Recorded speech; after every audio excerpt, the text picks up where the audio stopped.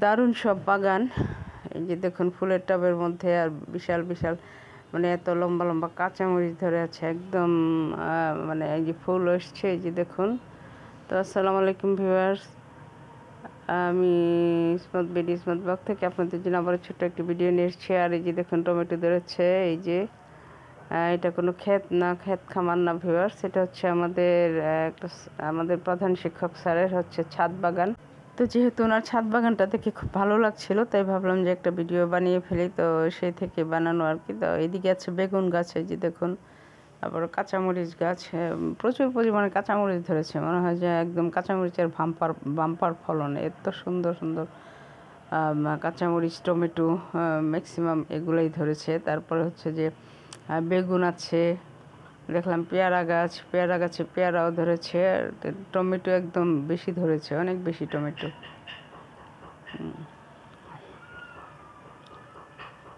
এই দেখুন থোকায় থোকায় টমেটো ধরে আছে। তারপরে হচ্ছে লাউ শাক গাছ আছে, শিম গাছ আছে।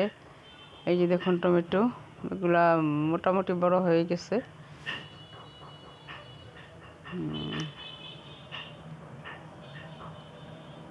তার এইদিকে হচ্ছে শিম গাছে দেখলাম যে শিম এসেছে, শিমের ফুল ধরেছে এবং ভালোই শিম এসছে। এই যে দেখুন শিম ফুল আসছে, এই যে ফুল। তারপরে আছে লাউ গাছ, এই যে দেখুন লাউ গাছটা উঠতেছে মাত্র। আসলে সবজি হচ্ছে যে লাগালে শুধু হয় না, এগুলার আসলে হচ্ছে যে নিয়মিত পরিচর্যা করতে হয়। নিয়মিত পরিচর্যা করলে গাছের ফলন ভালো আসে। তো যেহেতু উনি একজন কৃষিবিদ মানুষ, উনি জানেন যে বৃক্ষ পরিচর্যা কীভাবে করতে হয়, এবং সেই জন্য উনি ওনার ছাদ বাগানটাকে কীভাবে ফেলে রাখেননি এবং ছাদ বাগানে সুন্দর একটা বাগানের গাছগাছালির বাগান দিয়ে একদম সবজির বাগান করে বসেছেন। তো খুবই ভালো লাগছিল দেখতে। এই যে দেখুন বেগুন ধরেছে, বড় বড় বেগুন গাছে ফল এত ভালো লাগে দেখতে। এই যে দেখুন বেগুন।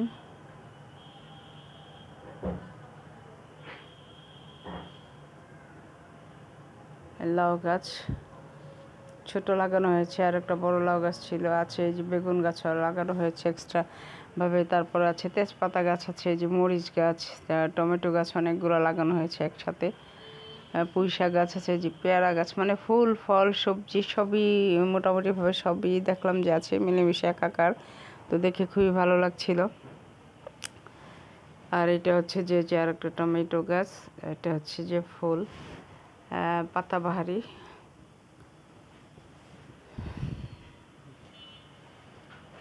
এই যে কাঁচামরিচ, একই সাথে অনেকগুলো গাছ লাগানো হয়েছে। সেই সাথে আছে এই যে টমেটো গাছ। মানে আমার কাছে দেখে খুব ভালো লাগছিল। এই যে তেজপাতা গাছ দেখুন, তেজপাতা ধরেছে, এটা খুবই ভালো লাগছে দেখে। তো আর কি সব বৃক্ষ মিলেমিশে একাকার, এবং বাগানটাও দেখতে খুব সুন্দর, তাই আপনাদের সাথে শেয়ার করলাম। আল্লাহ হাফেজ।